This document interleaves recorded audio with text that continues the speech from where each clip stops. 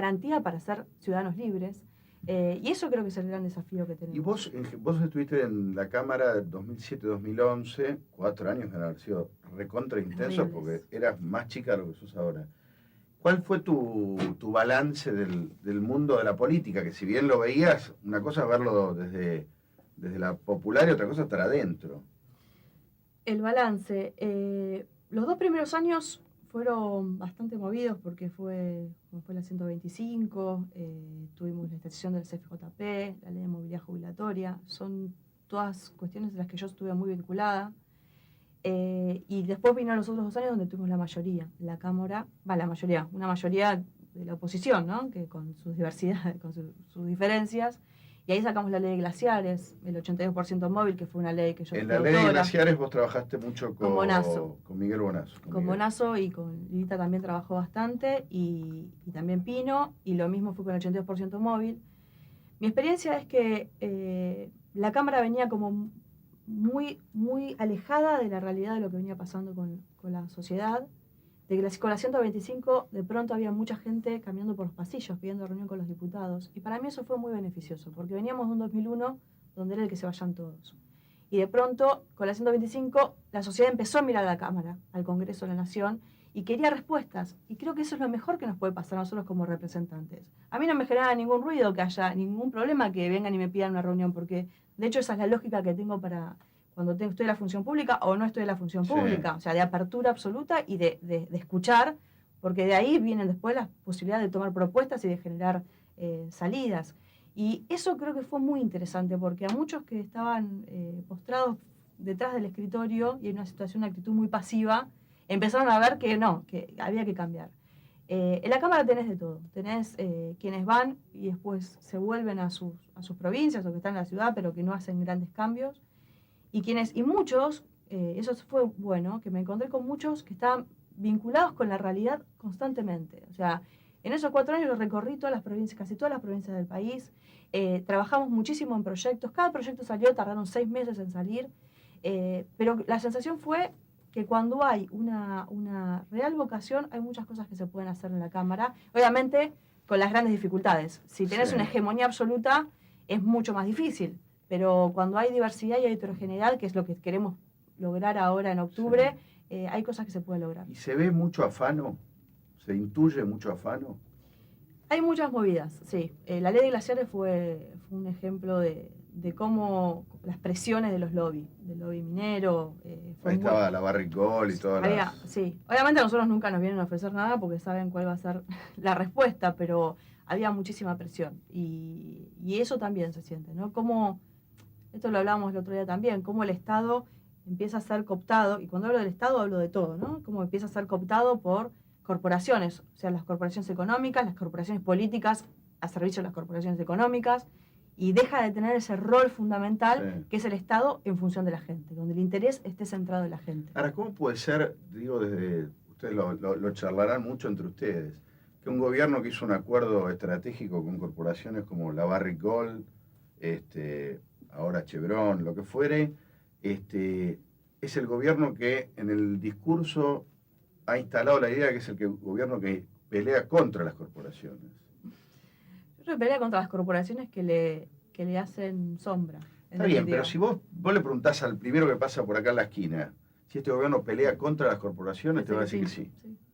Ahí hay una conquista del gobierno de discurso notable. Sí, de relato. ¿Por qué? ¿Cómo pudieron? Y los medios propios ayudaron mucho. El tema de la policía oficial también. Y también todo cómo ellos van armando detrás de cada propuesta como si fuera el gran cambio, ¿no? Y que en definitiva no termina siendo así. Digo, cuando se discutía la estación de la CFJP, nosotros siempre estuvimos a favor de la estación y creímos que tiene que hacer una reforma del sistema previsional, no privatizándolo. Ahora, lo cierto es que cuando veíamos eso, lo que estaban buscando era caja para que el gobierno tuviera más recursos. Entonces, y eso es lo que se ve ahora. Y creo que estamos en un fin de ciclo en ese sentido. Como que el relato se va cayendo todo el tiempo, cada vez más, y se demuestra que en realidad una cosa es lo que se dice y otra cosa es lo que se hace.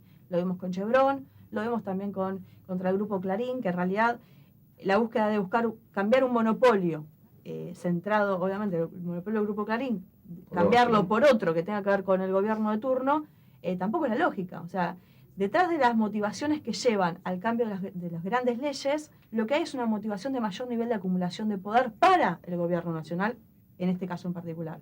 Y esto hace que, por eso yo digo que esto es una década de pérdida de oportunidad, porque si las cosas se hubiesen dirigido y poniendo en el centro realmente la ciudadanía, y no el centro en cómo acumulo y cómo me perpetúo en el poder de acá a 10 o 15 años, hoy tendríamos un país totalmente distinto. ¿Qué te genera Cristina?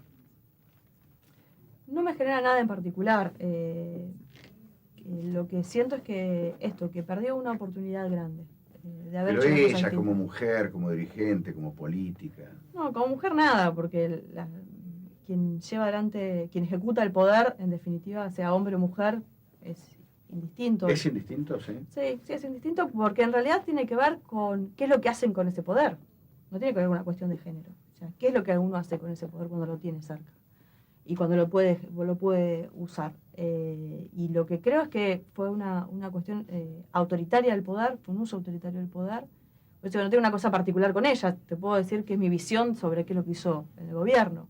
Y que esta cuestión autoritaria del poder, esta cuestión hasta de no ver la realidad de qué es lo que realmente está pasando en el país, cuando no ve las grandes movilizaciones que hay en la Argentina, que está pidiendo un cambio, cuando no ve lo que pasa a las urnas, cuando no quiere reconocer la inflación. O sea, eso perjudica a la gente directamente. Y en ese sentido creo que es criticable. ¿Qué opinión tenés de un tema muy sensible del que vos sabés, el acuerdo con Chevron? Una entrega absoluta. Es un avance más sobre el saqueo de nuestros recursos naturales. ¿Sí? ¿Tan así lo ves? Es así, es así. Es tan terrible. Sin conocer la letra chica del proyecto, ¿ya podés decir eso? Pero ya los procedimientos que se dieron, hay indicios. Digo, el decreto que se firmó, el 929, empieza antes, ni siquiera empieza con el decreto. Empieza en el momento que levantan el embargo a Chevron, una empresa que está denunciada por contaminación y que tiene que pagar 19.000 millones de dólares. En ese momento, la Corte levanta, a través de Gil Garbo, levanta el embargo que tiene para que Chevron empiece a invertir en el país. Después de eso se suma otro hecho, no menor, que es el decreto 929, donde le da promoción de inversiones, cuestión que tiene que hacer el Congreso de la Nación, no tiene que ser el Poder Ejecutivo. Crea una nueva figura, que es hidrocarburos no convencionales, por decreto, cuando debe ser también el Congreso de la Nación. O sea que ya tenés una irregularidad importante allí, le extiende las concesiones, les prorroga las concesiones por 35 años, les dice que no tienen que pagar retenciones dentro de 5, le da unos beneficios. ¿Y qué hubieras hecho vos? En primer lugar, no hubiese hecho esto. Y en realidad, primero que ellos dicen que hay una crisis energética grande. Yo no dejo de recordar cada vez que tuvimos sesión en los 4 años que fui diputada, donde nosotros decíamos, hay crisis energética, revisen el sol, ¿qué van a hacer con los balances? Hay que invertir, no invertían. Entonces, ¿llegamos a lo que llegamos? Sí, de energía y de inflación no se hablaba. Pero no se hablaba y llegamos a la situación que llegamos hoy por la desidia del gobierno nacional. Entonces, hoy están desesperados. Yo no lo hubiese hecho así. Yo estaría pensando en cómo genero inversiones también para ver, bueno, qué hay sobre hidrocarburos convencionales, no buscar hidrocarburos no convencionales, porque el fracking es una metodología de extracción que es experimental y que está prohibida en algunos países del mundo y también prohibida en algunas localidades de nuestro país por los niveles de riesgo que tiene de contaminación y daño ambiental. Entonces lo que estaría viendo es cómo yo genero un cambio en la matriz energética de acá a 5 años, que es lo que va a llevar lo mismo que va a hacer Chevron, de acá a 5 años sobre energías alternativas. Tenemos que empezar a pensar en la Argentina qué es lo que vamos a hacer, porque efectivamente estamos con una crisis energética. Y también tenemos un problema en el sistema productivo en el país, porque tenemos un monocultivo que es la soja. Entonces, hay que sentarnos y empezar a plantearnos, no una mirada de acá a 4 años, ¿qué hacemos de acá a 4 años? ¿Y cómo logramos volver al poder dentro de 4 años? No. ¿Qué hacemos de acá a 10 años? ¿Qué hacemos de acá a 15 años? ¿Qué matriz productiva vamos a tener? ¿Qué matriz energética vamos a tener? Ahora, no puedes regalar y entregar todo porque te está yendo. Esto no es así. ¿Vos tenés 2 hijos de qué edad dijiste? 8 y 3. ¿Varones los 2? No, un varón y una nena. ¿Y los meterías en política? ¿Los incentivarías como tu papá a vos o más o menos? No sé si él me incentivó. Bueno.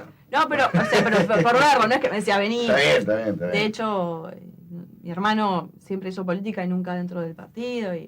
Yo los intentaría participar.